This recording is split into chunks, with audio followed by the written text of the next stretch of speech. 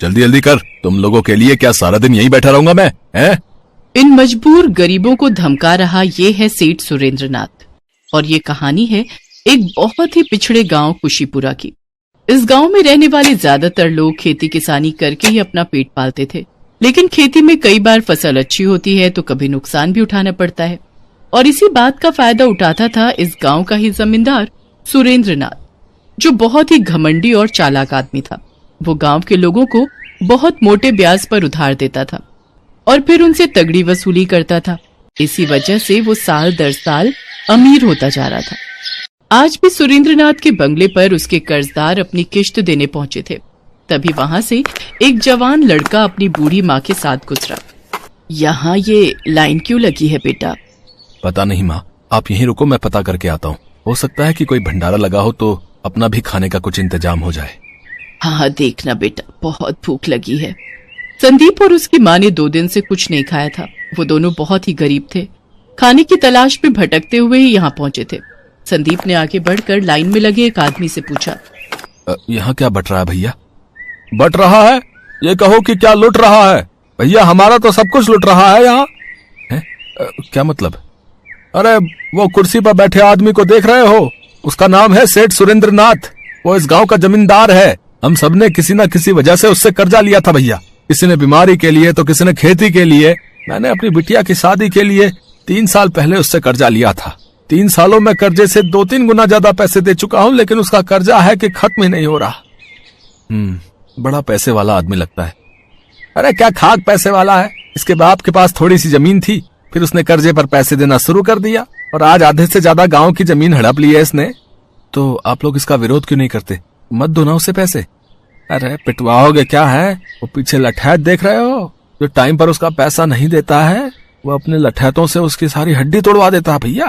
पैसा तो देना ही पड़ेगा, बिना मार खाए दे दो तो ही फायदा है। गांव वालों पर हो रहे इस अत्याचार को देखकर संदीप को बहुत बुरा लगा, लेकिन वो चाहकर भी कुछ नहीं कर सकता था। लठैतों की पिटाई के डर से वो भी चुपचाप वहां से चला गया। और फिर क्या हुआ? इतना दुखी क्यों है? खाना नहीं मिला क्या? नहीं माँ, खाना तो नहीं मिला, लेकिन मैं किसी और बात से दुखी हूँ। माँ, यहाँ के लोगों की हालत तो हमसे भी ज्यादा खराब है। माना कि हमारे पास कुछ नहीं है, लेकिन हम कभी कर्जे में तो नहीं दबे। पर इस गांव के सारे लोग इस जमींदार के कर्जदार हैं और वो उन पर बहुत अत्याचार कर रहा है। माँ अब चलो, छोड़ो ये सब, चलो हम यहाँ से चलते हैं। कैसी बातें कर रहा है तू? तेरे बाबा ने तुझे यही सिखाया था क्या कि किसी को मुश्किल में छोड़कर भाग जाए तू? ओहो माँ, अब बाबा की याद दिलाकर मुझे और दुखी मत करो। अरे तू इतना समझदार है, कुछ करना इन बेचारों के लिए। हमेशा हम ही लोगों की मदद करते रहते हैं, पर हमारी मदद तो कोई नहीं करता माँ। तू भगवान पर भरोसा रख बेटा और अपना कर्म कर, बाकी ऊपर वाला सबका निगहबान है।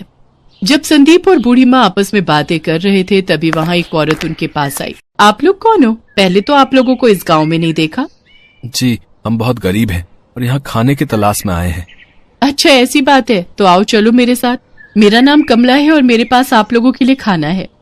संदीप अपनी माँ के साथ कमला के घर चला गया, जहाँ कमला ने उन दोनों को भरपेट खाना खिलाया। और फिर, तुम्हारा भला हो बेटी, तुमने गरीबों को अन्न दिया। कोई बात नहीं अम्मा, खाना तो अच्छा लगा ना आपको? हाँ जी, बहुत ही बढ़िया। और खास तौर पर ये जो आपने कटहल का अचार दिया था ना, आहा, क्या बढ़िया अचार है ये, खाकर मजा ही आ गया। संदीप की बात सुनकर कमला की आंखों में आंसू आ गए। दरअसल उसके पति को भी कटहल का अचार बहुत पसंद था, लेकिन सेठ सुरेंद्रनाथ का कर्जा चुकाने के लिए वो दिन रात मेहनत करता था और एक दिन खेत में काम करते करते ही वो मर गया। कमला उसका कर्जा नहीं चुका पाई तो उसे मजबूरी में अपना खेत सुरेंद्रनाथ के नाम करना पड़ा। कमला की कहानी सुनकर संदीप को बहुत गुस्सा आया और उसने ठान लिया कि अब वो सुरेंद्रनाथ को सबक सिखाकर ही रहेगा। उस रात संदीप और उसकी माँ कमला के घर पर ही सोए, लेकिन संदीप की आंखों में नींद नहीं थी।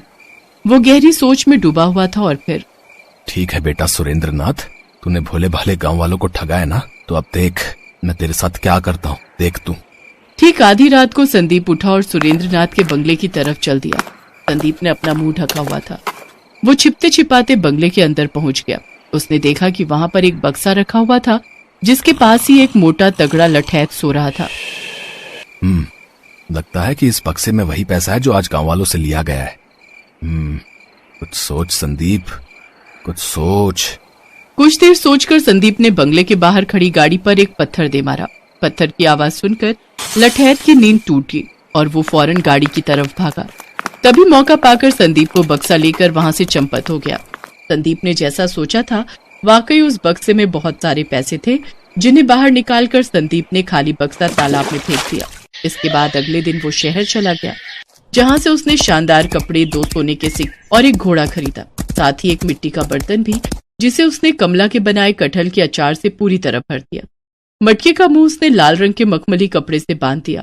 संदीप के मन में पूरी योजना तैयार थी। वो शहर के खरीदे हुए कपड़ों को पहनकर अपने घोड़े पर सवार होकर वापस तालाब के किनारे पहुंचा, जहां सुरेंद्रनाथ अपने 2 लठैतों के साथ अपना बक्सा ढूंढ रहा था।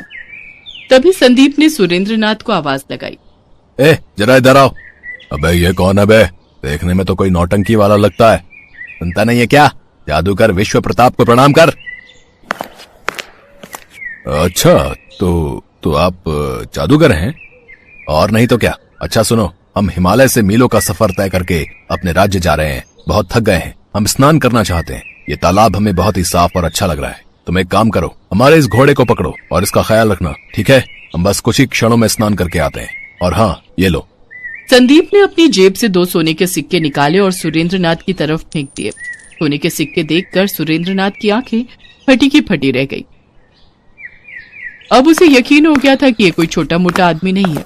जब संदीप तालाब से नहाकर लौटा, हम खुश हुए। लाओ, हमारा मटका हमें दे दो। जी जी, ये लीजिए। वैसे इस मटके में ऐसा क्या है जो सिर्फ इसका ध्यान रखने के लिए आपने मुझे सोने के सिक्के दे दिए? क्यों, और सिक्के चाहिए क्या? नहीं नहीं, मैं तो बस ऐसे ही पूछ रहा था। इसमें कटहल का जादुई अचार है। इसमें जिस कटहल का इस्तेमाल किया गया है वो सिर्फ हिमालय में एक खास जगह पर उगता है। मैंने अपनी तांत्रिक क्रियाओं से इस जादुई अचार को बनाया है। उस अद्भुत कटहल के इस जादुई अचार में इतनी ताकत है कि इसे खाकर कोई भी इंसान जो चाहे हासिल कर सकता है।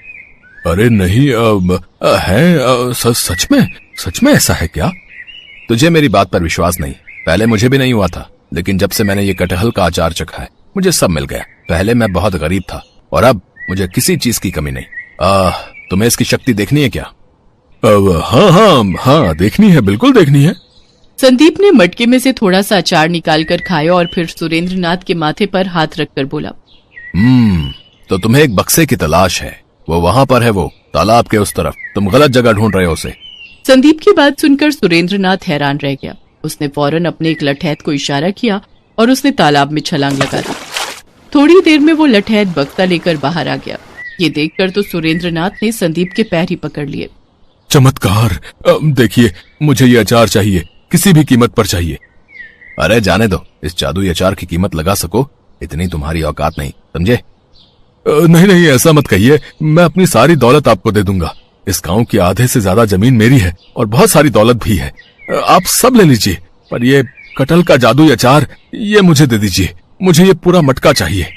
बस इसी का तो इंतजार था संदीप को। उसने सुरेंद्रनाथ की बात मान ली और कटहल के अचार से भरे उस मटके के बदले में उसने सुरेंद्रनाथ की सारी दौलत और जमीन उससे ले ली। उसने अचार से भरा मटका सुरेंद्रनाथ को देते हुए कहा, तुम अभी इस अचार का इस्तेमाल नहीं कर पाओगे। शिवरात्रि वाले दिन भगवान शिव की पूजा करके इस मटके को अपने सिर से लगाना और फिर तुम जो चाहोगे वो तुम मांग सकते हो। जी, आपका बहुत बहुत शुक्रिया। संदीप अपनी चाल चल चुका था और उसमें कामयाब भी हो चुका था, लेकिन इस सब के बाद भी उसके मन में लालच नहीं आया। उसने गांव वालों को उनकी जमीनों के कागज लौटा दिए और कुछ पैसा कमला को देकर अपनी माँ को अपने घोड़े पर बिठाकर वहां से जाने लगा। अरे, तेरे पास ये घोड़ा कहाँ से आया और तूने कमला को इतने सारे पैसे कहाँ से दिए? संदीप की माँ सवाल पूछ रही थी, लेकिन संदीप बस मुस्कुराते हुए घोड़ा दौड़ा रहा था।